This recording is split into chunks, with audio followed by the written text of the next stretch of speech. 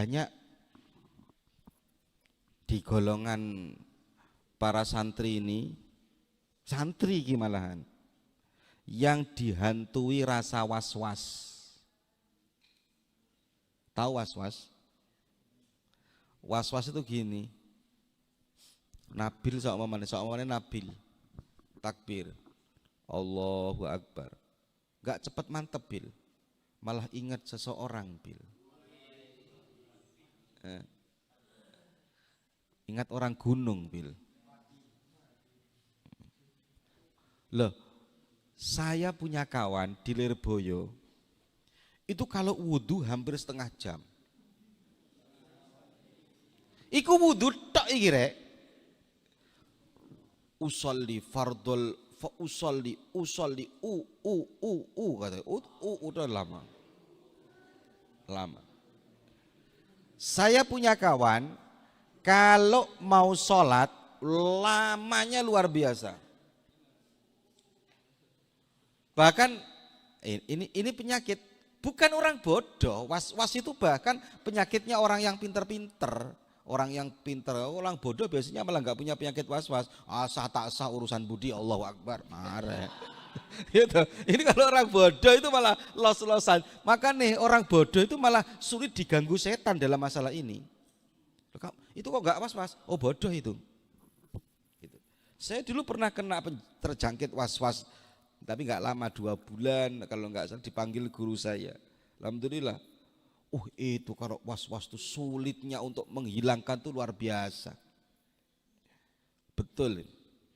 Saya punya kawan tuh takbir sholat tok, Allahu Akbar, Allahu Akbar. Saya nggak akan menghujat orang kayak gini. Saya dulu kena gara-gara menghujat orang kayak gitu.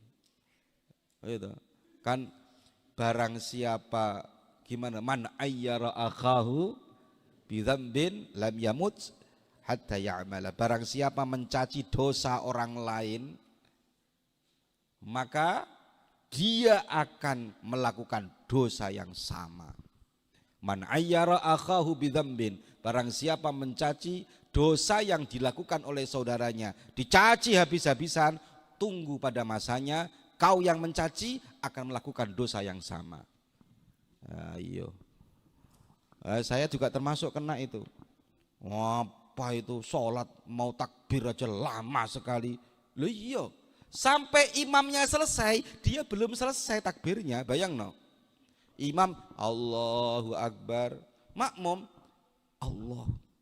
Allahu terus sampai imamnya assalamualaikum dia masih Allahu terus.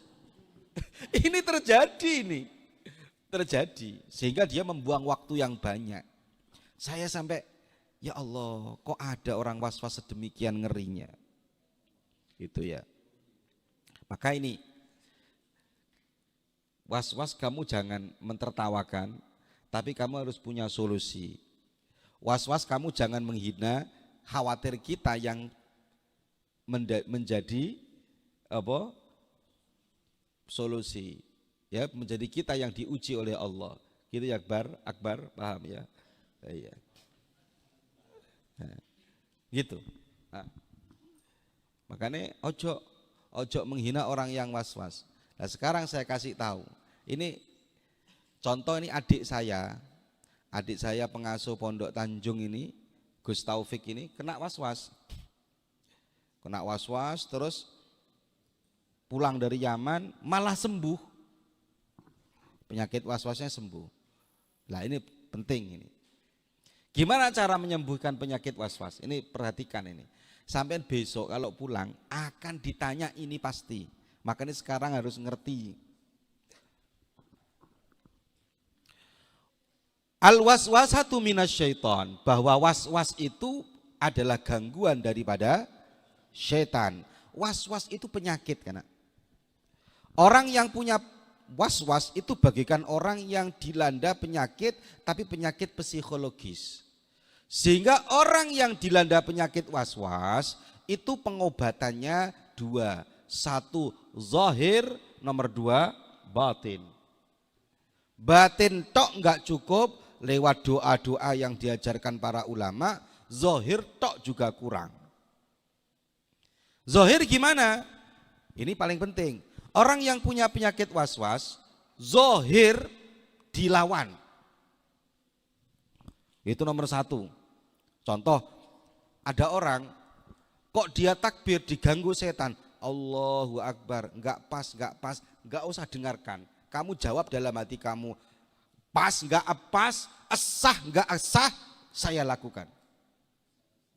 Wis, enggak usah dipikir. Terjang itu pikiran sah enggak sah itu. Sama dengan begini, saya punya adik dulu, pulang mondok was-was.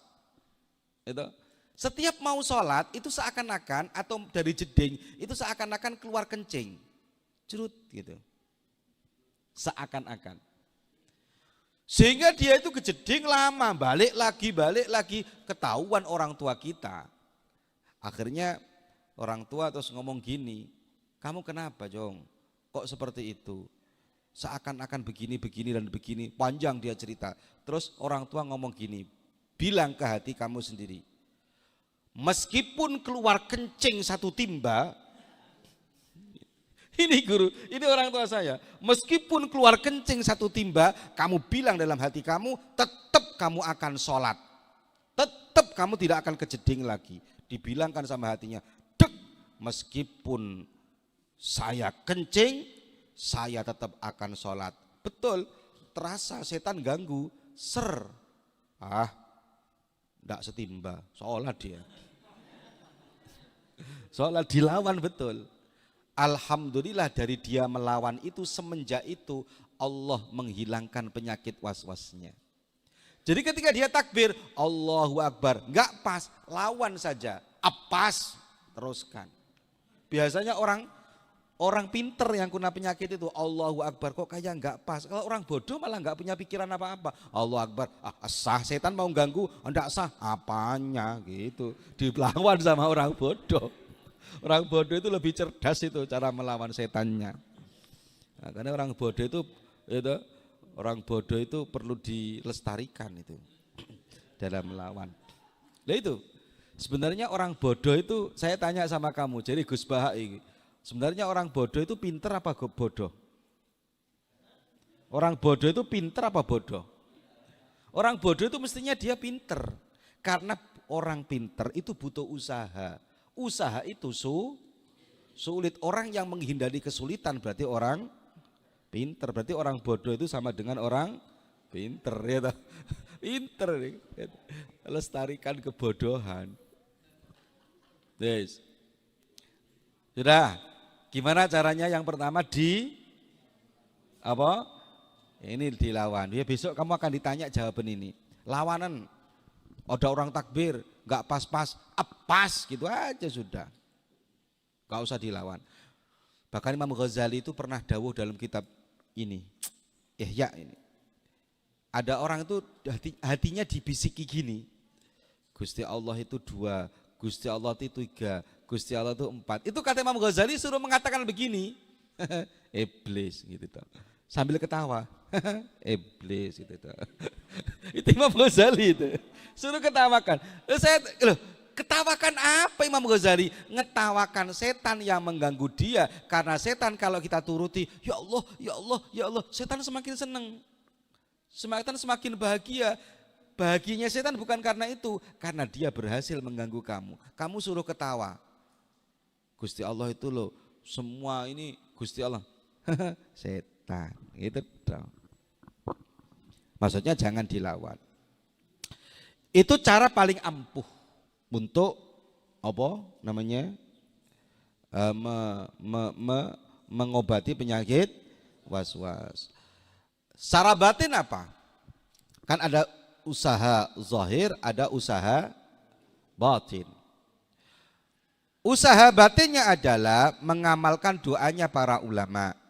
Dalam kitab Nihayatuz Zain dikatakan Imam Abu Hasan Asy-Syadzili, beliau pernah mengajari santri-santrinya kalau ada santri yang terkena penyakit was-was maka ini hendaknya dilakukan. Yang pertama, falyadha yadahul yumna ila ala sadrihi, letakkan tangan kananmu di dada.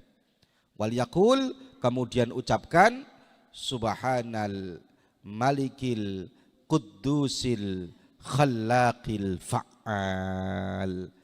7 kali. Kemudian setelah 7 kali ditutup dengan surat Al-Fatir ayat 16 yang berbunyi iyyasya yudhibakum wa ya'ti bi khalqin jadid wa ma dzalika 'ala Allahi bi'aziz. Itu yang diajarkan Imam Ghazali. Ringan, diamalkan saja. Kalau ada orang was-was, kasih amalan ini, insya Allah oleh Allah berangsur-angsur penyakitnya akan dihilangkan. Tapi kunci utamanya selain pakai doa ini harus dilawan dengan usaha zahir. Usaha zahirnya mati-matian, maka Allah akan memudahkan untuk sembuh daripada penyakit was-was ini. Semoga kita diberikan ilmu yang barokah dan manfaat. Amin Allahumma amin. Al-Fatihah.